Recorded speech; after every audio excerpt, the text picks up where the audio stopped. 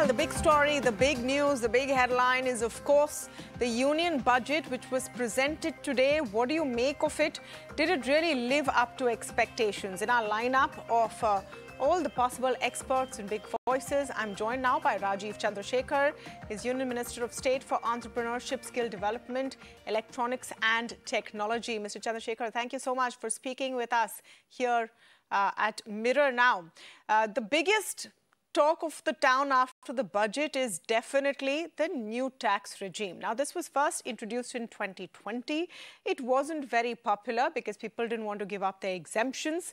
There has been a slew of announcements on the new tax regime, including reduction of slabs and reducing of rates. Do you think this will be the game changer which will make the new tax regime more acceptable? Oh, look, I think the Honorable Finance Minister said very clearly that the new tax regime is going to be the default tax regime for all taxpayers of this country. And clearly in this budget, the ceilings and the exemptions that have been raised make the new tax regime very, very attractive.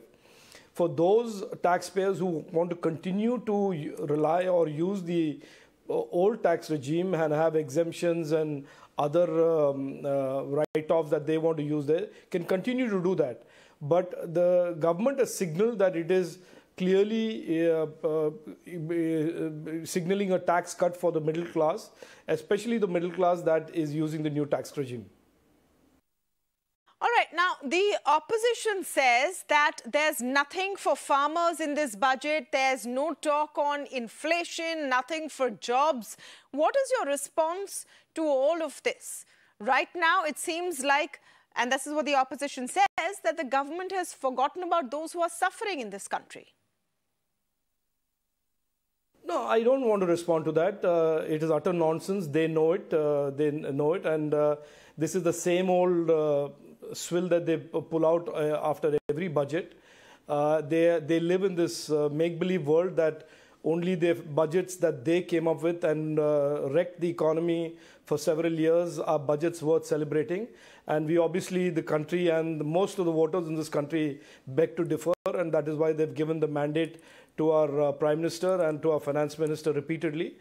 This is a budget that is a very, very significant budget. It signals that it is the first budget of the Amrit Kal. It is a 45 lakh crore budget.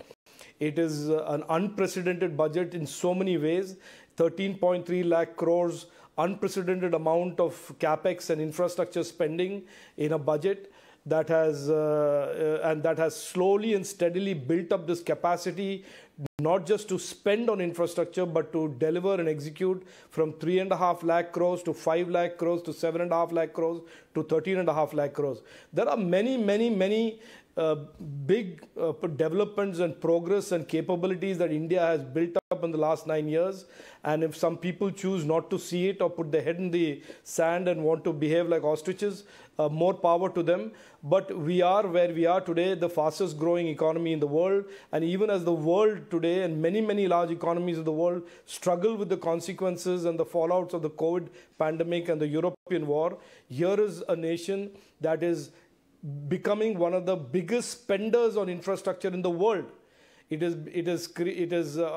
if you leave the infrastructure story to the side and look at what are the other things this budget does for the youth, right, in skilling, to make this the youth of India future ready for all the opportunities that is coming up, digitalization that is creating more and more trust between citizen and government, the increased credit to the agriculture sector, the increased credit to the MSME sector. So, if somebody still wants to ignore all of this and cling on to some memories of a nostalgic past where they used to have these budgets and they used to wreck economies, I have nothing to say, Tamanna, excepting to say the country has moved on. And, and frankly, their views, if they are not constructive, don't count that much. Mr. Chandrashekhar, you're talking about skilling youth, and a lot of those announcements were made. But what about job losses, especially in the startup space? It's been a tough January. Look at the number of jobs lost. No, Tamanna, look, Tamanna, I think to take the startup ecosystem and job losses because there is demand overestimation on some sort of startups, and to start extrapolating that and conflating with that with a narrative of joblessness is to miss the point. With startups, for anybody who understands startups, it is by very nature of startups that startups succeed, they fail. Startups close, they start. Startups expand, startups contract. To conflate that characteristic of startup ecosystem with a broader issue of jobs, investments in a country that is seeing unprecedented FDI, it is becoming the second largest exporter of mobile phones when it never exported mobile phones in 2014, is actually missing the woods for the trees.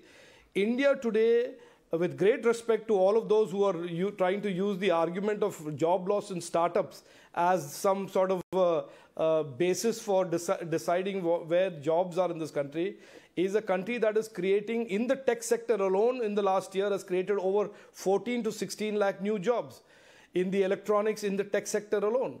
The issue is not about jobs as much as that skills that are required in the post-COVID world are very different, and therefore there is a real focus by this government on ensuring that the youth of this country are aligned to the job opportunities and the entrepreneurship opportunities that are rapidly opening up, which is why in this budget, the Honorable Prime Minister and the Honorable Finance Minister have announced PMKVY 4.0, the stress on future-ready modern skilling for our youth. This is why the Finance Minister has announced 160 new nursing colleges, because there is a huge expansion of opportunities for nurses, not just in India, but around the world's healthcare systems. So the issue is not about jobs or opportunities. There is a certain issue today about skilling being mapped and being aligned to the kind of new opportunities that have been created post-COVID. And the government has responded very, very strongly on that with a very specific set of initiatives, including the PMKVY 4.0, sure, the National Apprenticeship Scheme. Right. And go ahead. No, so, since you're talking about the National Apprenticeship theme, the Finance Minister talked about a direct benefit transfer for youth under apprenticeship scheme. So who gets this? Who will be eligible? And this is some sort of a dole? No. Look, the apprenticeship scheme, there are two types of apprenticeship scheme. One is for those who are graduates that come out of college, and then there are these diploma holders who are also part of an apprenticeship scheme. And the allowance that is given to the student who gets an apprenticeship opportunity in a company, in a factory floor, in an organization, is no longer going to be intermediated through the organization he or she works for. It will go directly to the student and the apprentice's account. And it is a simple yet very powerful reform that makes sure that the apprenticeship money goes directly to the apprentice's account, and there is no middleman who in any way interferes with that due, that entitlement to the young student. So it is a powerful idea. It's a simple idea that is essentially using the technology developments that the government has enabled over the last 4 or 5 years, including UPI, and that will permit the disintermediation of the organization where the student is apprenticing from having to deal with that allowance and the money. I must ask you, Mr. Chandrashekhar, this was expected to be a political budget.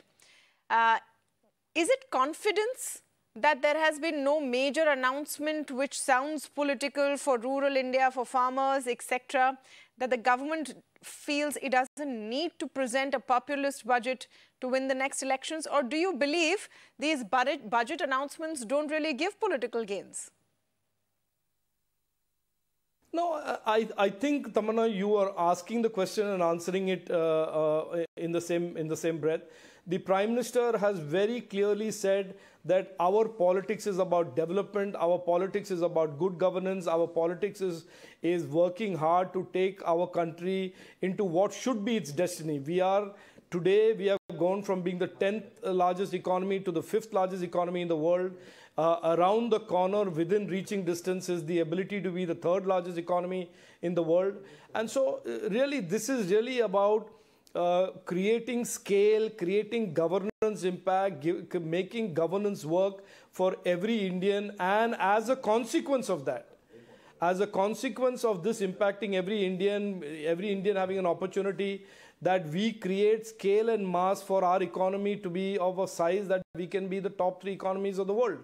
So I think the criticism that comes from the opposition is because they see it still through the prism of quotas and appeasements and short-term politics. Whereas there is a Prime Minister today who is leading the nation, has the people's mandate, that is determined to really take this country in a very different direction of equitable opportunity for all Indians, and really to get to a scale in terms of our economy that is 5 trillion first and then 10 trillion later on. So I think there is, I don't respond to opposition critics because I think they don't understand this. They've never done this. They've never lived through an experience where we are over 9 years building a country which has the capacity to execute 3.5 lakh crores of capex to 13.5 lakh crores of capex in just 5 years' time. So none of us, frankly, has ever seen this happen. And certainly for the opposition, this is absolutely a new world that they are trying to deal with. And so they lapse into these normal sort of narratives, Garib ko nahi diya hai, Kisan ko nahi diya hai, and everything that they feel is a safe criticism to make when the country is moving forward at such amazing speed and with such amazing clarity in terms of its goals and ambitions. All right, definitely a confident budget. There's no doubt about that. No real need to resort to populism, etc. Thank you so much, Rajeev Chandrashekhar, for speaking with us. So what does young India think about this budget? My